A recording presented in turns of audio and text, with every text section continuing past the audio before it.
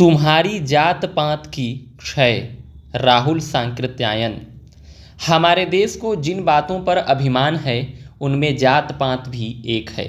दूसरे मुल्कों में जात पात का भेद समझा जाता है भाषा के भेद से, रंग के भेद से। हमारे यहाँ एक ही भाषा बोलने वाले, एक ही रंग के आदमियों की भिन्न भिन्न जाति होती है। यह अनोखा जाति भेद हिंदुस्तान की सरहद के बाहर होते ही नहीं दिखलाई पड़ता। और इस हिंदुस्तानी जाति भेद का मतलब धर्म और आचार पर पूरा जोर देने वाले भिन्न जाति वालों के साथ खाना नहीं खा सकते, उनके हाथ का पानी तक नहीं पी सकते। शादी का सवाल तो बहुत दूर का है। मुसलमान और ईसाई तक भी इस छूत की बीमारी से नहीं बच सके हैं। कम से कम ब्याह शादी में अछूतों का सवाल, जो इसी जाति भेद का सबसे उग्र रूप है, हमारे यहाँ सबसे भयंकर सवाल है। कितने लोग शरीर छू जाने से स्नान करना जरूरी समझते हैं। कितनी ही जगहों पर अछूतों को सामान्य सड़कों से होकर जाने का अधिकार तक नहीं है। हिंदुओं की धर्म पुस्तकें इस अन्याय के आध्यात्मिक और दार्शनिक कारण पेश करती हैं। गांधी जी अछूतपन को हटाना चाहते हैं, लेकिन शास्त्र और वेद की दुहाई भी साथ ले चलना चाहते हैं। यह तो कीचड़ से कीचड़ धोना है। अछूतपन को समझना दूसरे मुल्कों के लोगों के लिए कितना कठिन है, इसका मैं उदाहरण देता हूँ। सन 1922 ईस्वी में गवर्नमेंट ने जब अपना सांप्रदायिक निर्णय दिया और गांधी जी ने उस पर आमरण अनशन शुरू किया, उस समय मैं लंदन में था। बहुत दिनों के बाद यह सनसनीखेज खबर भारत के संबंध में इंग्लैंड के पत्रों में छपी। उन्होंने मोटी मोटी सुर्खियां देकर इसे छापा। जिन देशों में अस्पृश्यता नहीं है, वहाँ के लोग इस बारे में क्या जाने। लंदन यूनिवर्सिटी में पढ़ने वाले एक चीनी छात्र हमारे पास आए और उन्होंने पूछा, अस्पृश्यता क्या है। मैंने कुछ समझाना चाहा। उन्होंने पूछा, क्या कोई छूत की बीमारी होती है या कोढ़ की तरह का कोई कारण होता है जिससे कि लोग आदमी को छूना नहीं चाहते। मैंने कहा कि आदमी स्वस्थ और तंदुरुस्त हमारे ही तरह होते हैं। हाँ, अधिकांश की आर्थिक दशा हीन जरूर होती है। मैं आधे घंटे से अधिक अस्पृश्यता के बारे में समझाने की कोशिश करता रहा, लेकिन देखा कि मेरे दोस्त के पल्ले कुछ पड़ ही नहीं रहा है। तब मैंने अमेरिका के निग्रो लोगों का उदाहरण देकर समझाना शुरू किया। अब यद्यपि मैं थोड़ा बहुत समझाने में सफल हुआ, लेकिन तब भी वह उनकी समझ में नहीं आया कि एक ही रंग और रूप के आदमियों में अस्पृश्यता कैसी। पिछले 1000 बरस के अपने राजनीतिक इतिहास को यदि हम लें तो मालूम होगा कि हिंदुस्तानी लोग विदेशियों से जो पददलित हुए, उसका प्रधान कारण जाति भेद था। जाति भेद न केवल लोगों को टुकड़े टुकड़ों में बांट देता है, बल्कि साथ ही यह सबके मन में ऊंच नीच का भाव भी पैदा करता है। ब्राह्मण समझता है हम बड़े हैं, राजपूत छोटे हैं। राजपूत समझता है हम बड़े हैं, कहार छोटे हैं। कहार समझता है हम बड़े हैं, चमार छोटे हैं। चमार समझता है हम बड़े हैं, मेहतर छोटे हैं। और मेहतर भी अपने मन को समझाने के लिए किसी को छोटा कह ही लेता है।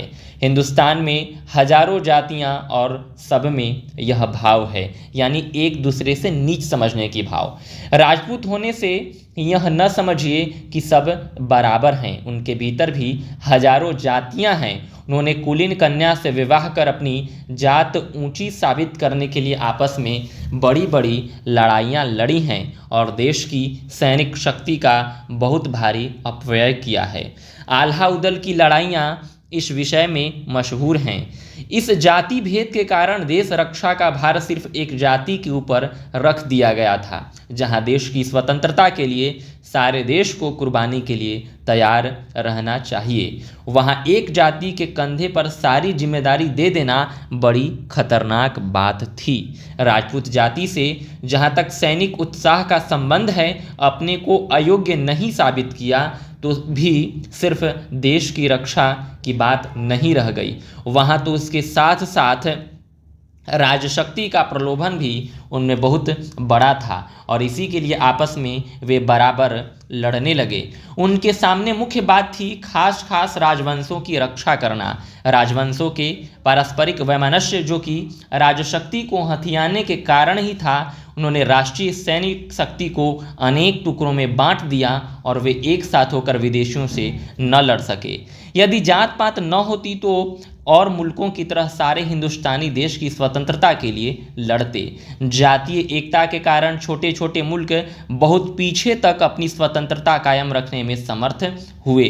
इतना भारी देश हिंदुस्तान जबकि 12वीं शताब्दी में ही परतंत्र हो गया। लंका यानी तब सिलोन कहा जाता था का छोटा टापू की आबादी अब भी 50 लाख के करीब है। 1814 तक परतंत्र न हुआ था। बर्मा तो उससे 60 बरस और पीछे तक आज़ाद रहा है।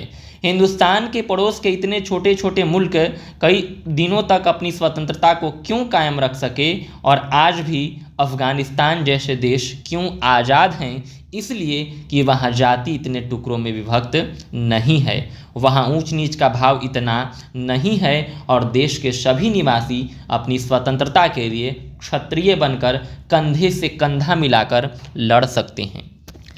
हिंदुस्तान के इतिहास में कई बार ऐसा समय आया जबकि देश की स्वतंत्रता फिर लौटती आ रही थी, लेकिन हमारी पुरानी आदतों ने वैसा होने नहीं दिया। शेर शाह के वंश के राजमंत्री बहादुर हेमचंद्र ने एक बार चाहा क्या दिल्ली के तख्त पर बैठ भी गया, लेकिन राजपूतों ने बनिया कहकर उसका विरोध किया। दूरदर्शी सम्राट अकबर ने सारे भारत को एक जाति में लाने का स्वप्न देखा, लेकिन उसका वह स्वप्न ही रह गया। उसके बाद के हिंदू मुसलमानों ने भी कभी उस जातीय एकता के ख्याल को फूटी आंखों देखना पसंद नहीं किया। अंग्रेजों के हाथ में जाने से पहले भारत में सबसे बड़ा साम्राज्य मराठों का था, लेकिन वह भी ब्राह्मण अब्राह्मण के झगड़ों के कारण चूर चूर हो गया। हमारे पराभव का सारा इतिहास बतलाता है कि हम इसी जाति भेद के कारण इस अवस्था तक पहुँचे। आधी शताब्दी से अधिक बीत गई जब से कांग्रेस ने जातीय एकता कायम करने का बीड़ा उठाया। जो कुछ थोड़ी बहुत एकता कायम करने में वह सफल हुई है, उसका फल भी हम देख रहे हैं और 2 प्रांतों को छोड़कर बाकी सभी प्रांतों के शासन की बागडोर कांग्रेस के हाथ में है। सिंध की सरकार भी कांग्रेस के प्रभाव को मानती है, लेकिन कांग्रेस के नेताओं के मनोभाव को हम क्या देख रहे हैं? कांग्रेस के बड़े बड़े हिंदू जहां एक तरफ जातीय एकता के शोर से जमीन आसमान एक करते रहते हैं, वहीं दूसरी तरफ भारतीय संस्कृति और हिंदू धर्म के प्रेम में किसी से 1 इंच भी कम नहीं रहना चाहते हैं। यह दृष्टांत उस समय का है जब भारत जो है गुलाम था और उस समय प्रांतीय चुनाव हुए थे और उस समय कांग्रेस को बहुमत मिली थी और कई प्रांतों में उसकी सरकार बनी थी और इसी कारण वे अपने छोटे छोटे से जातीय दायरे से जरा भी बाहर निकलने की हिम्मत नहीं रखते और इसी कारण वे अपने अपने छोटे से जातीय दायरे से जरा भी बाहर निकलने की हिम्मत नहीं रखते। कायस्थ कांग्रेस नेता कायस्थ जाति की एकता और उसके अगुवापन की परवाह बहुत ज़्यादा करते हैं। जब उनका ब्याह शादी या जन्म मरण अपनी ही जाति के भीतर होने वाला है तो उनकी तो दुनिया ही कायस्थों के भीतर है। कायस्थ रिश्तेदार के चाहे वह योग्य हो या अयोग्य, उसके और उसके परिवार के लिए कोई जीविका या प्रबंध करना तो जरूरी है। कोई नौकरी दिलानी होगी और ऐसी जाति भक्ति के काम के लिए भी अन्याय नहीं, पाप नहीं, तब तक वह कैसे भूमिहार से बाहर की दुनिया को अपनी दुनिया समझेगा। हमारे नेताओं में जातीयता के ये भाव कितने ज़बरदस्त हैं यह सभी जानते हैं। इस भाव के कारण हमारा सार्वजनिक जीवन बहुत गंदा हो गया है और राष्ट्रीय शक्ति सबल नहीं होने पाती। राजनीतिक दल तो पहले से ही हैं, इसमें जातीय दलबंदी अवस्था को और भी भयंकर बना देती है। यह जाति भेद सिर्फ हिंदुओं के ही राजनीतिक नेताओं में नहीं बल्कि मुसलमान और दूसरे भी इससे बचे नहीं हैं। मुसलमानों की ऊंची जाति के नेताओं के स्वार्थ और अदूरदर्शिता के कारण वहाँ भी मोमिन और गैर मोमिन का सवाल छिड़ गया है। यद्यपि मुस्लिम नवाबों और सेठ साहूकारों की बराबर कोशिश हो रही है कि बाजी और गोकशी का सवाल रखकर निम्न श्रेणी के लोगों को उस प्रश्न से अलग रखा जाए, लेकिन निश्चय ही इसमें असफलता होगी। राष्ट्रीय नेता की दृष्टि बहुत व्यापक होनी चाहिए, उनका अध्ययन और उनका अनुभव विस्तृत होता है और इस प्रकार वह भविष्य पर दूर तक सोच सकता है। लेकिन उसकी यह शोचनीय मनोवृत्ति है। बिहार प्रांत के कांग्रेसी नेताओं और मिनिस्टरों की इस जात पात के भाव ने बड़ा ही घृणित रूप धारण कर लिया है। मिनिस्टर अपनी जाति के मेंबरों की ठोस जमात अपने पीछे रखकर उसी दृष्टि से काम करते हैं और अवस्था यहाँ तक पहुँच गई है कि यदि दृष्टिकोण में परिवर्तन नहीं हुआ तो सार्वजनिक जीवन की गंदगी पराकाष्ठा को पहुँच जाएगी। ये सारी गंदगियाँ उन्हीं लोगों की तरफ से फैलाई गई हैं जो धनी हैं या धनी होना चाहते हैं। सबके पीछे ख्याल है कि धन को बटोर कर रख देने या उसकी रक्षा का गरीबों और अपनी मेहनत की कमाई खाने वालों को ही सबसे ज़्यादा नुकसान हुआ है। लेकिन सहस्त्राब्दियों यानी 1000 वर्षों से जाति पाति के प्रति जनता के अंदर ख्याल पैदा किए गए हैं, वे उन्हें अपनी वास्तविक स्थिति की ओर नज़र दौड़ाने नहीं देते। स्वार्थी नेता खुद इसमें सबसे बड़े बाधक हैं। संसार की रविश हमें बतला रही है कि हम अधिक दिनों तक इस जातीय भेदभाव को कायम नहीं रख सकते। दुनिया की चाल को देखकर अब हिंदुस्तान के अछूत रहने को तैयार नहीं हैं। अजर्ल यानी निम्न जाति अजर्ल रहने को तैयार नहीं है। अछूत और अर्जन रखकर सिर्फ उनके साथ अपमानपूर्ण बर्ताव ही नहीं किया जाता, बल्कि आर्थिक स्वतंत्रता से भी उन्हें वंचित किया जाता है। फिर वे कब समाज में सहस्त्राब्दियों से पहले निर्धारित के स्थान पर रहना पसंद करेंगे? और आज़ादी के दीवाने तो इस प्रथा के विरुद्ध जिहाद छेड़ चुके हैं। वे इसके लिए सब तरह की कुर्बानियां करने को तैयार हैं। उनके लिए राजनीतिक युद्ध से यह सामाजिक युद्ध कम महत्व नहीं रखता। वे जानते हैं कि जब तक जातियों की खाइयां बंद न की जाएंगी तब तक जातीय एकता की ठोस नींव नहीं रखी जा सकती। वे जानते हैं कि इस बात में मजहब उनका सबसे बड़ा बाधक है, लेकिन वे मजहब की परवाह कब करने वाले हैं? वे जात पात के साथ हिंदू धर्म को एक ही डंडे से मारकर समुद्र में डुबाएंगे।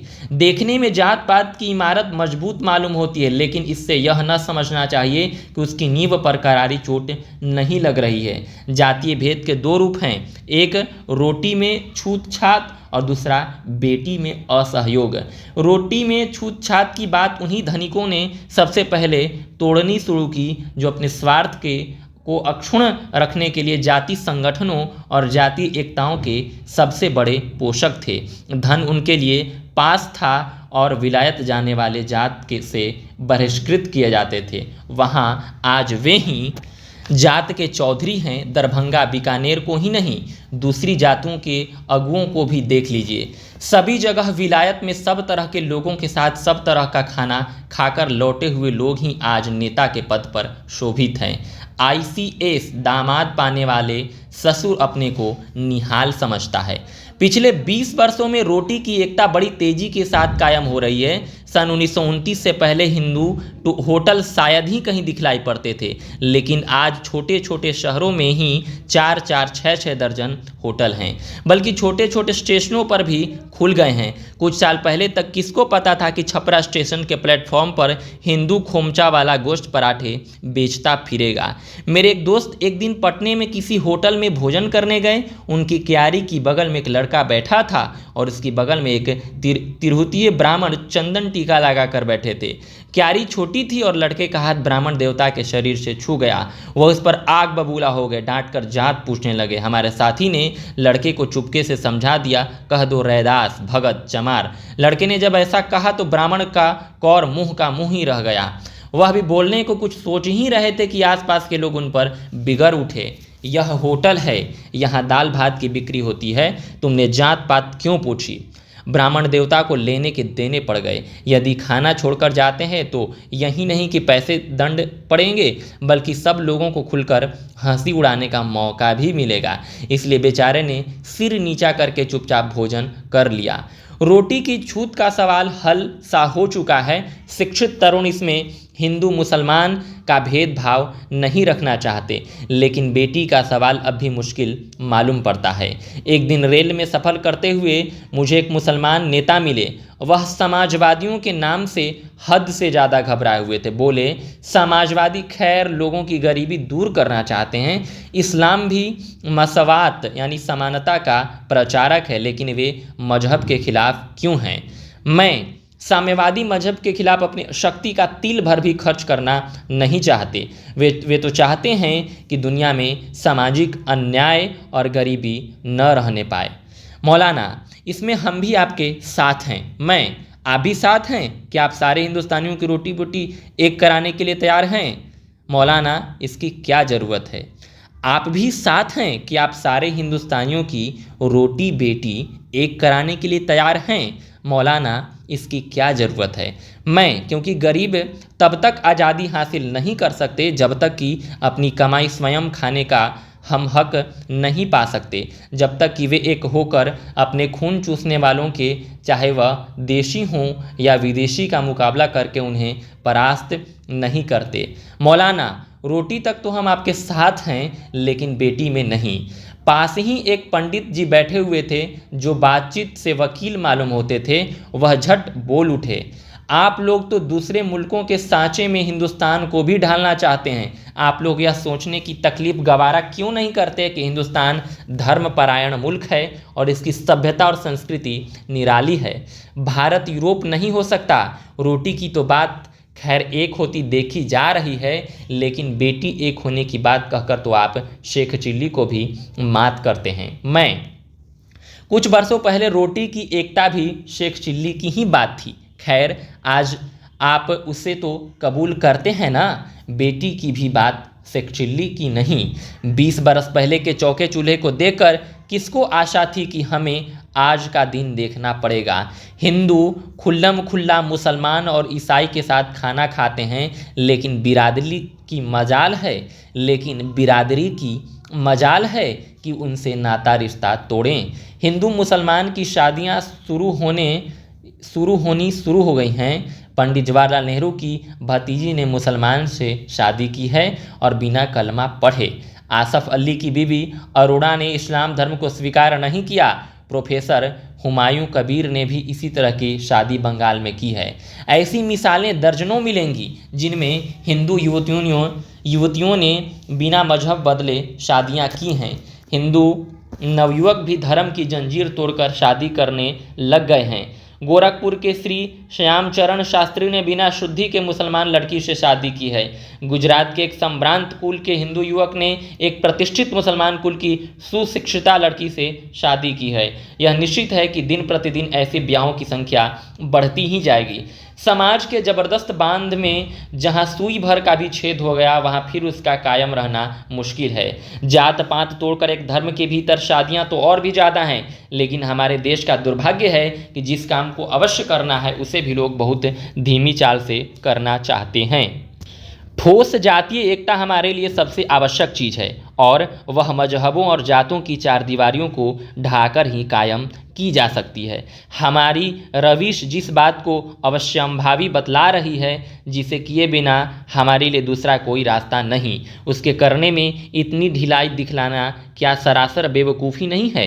हिंदुस्तानी जाति एक है। सारे हिंदुस्तानी, चाहे वे हिंदू हों या मुसलमान, बौद्ध हों या ईसाई, मजहब के मानने वाले हों या न मानने वाले, उनकी एक जाति है और वह जाति है हिंदुस्तानी भारतीय।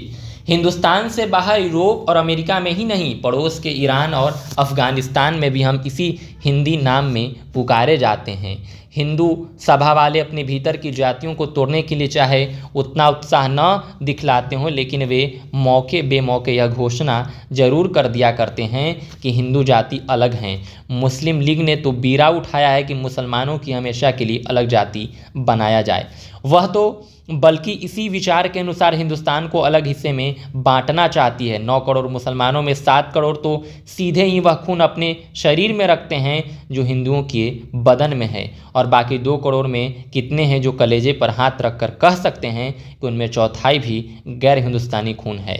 जाति का निर्णय खून से होता है और इस कसौटी से परखने पर दुनिया का कोई भी आदमी हिंदुस्तान से बाहर हिंदुस्तान के मुसलमानों को अलग कौम मानने को तैयार नहीं हो सकता। 3/4 अरबी शब्द बोलकर हिंदुस्तानी मुसलमान ने अरब में जाकर हिंदी छोड़कर दूसरा कहला सकता है और न अरबी जबान को अपनी मातृभाषा ही बना सकता है। नई संतानों के लिए तो अच्छा होगा कि हिंदुओं की औलाद अपने नाम मुसलमानी रखे और मुसलमानों की औलाद अपने नाम हिंदू रखे।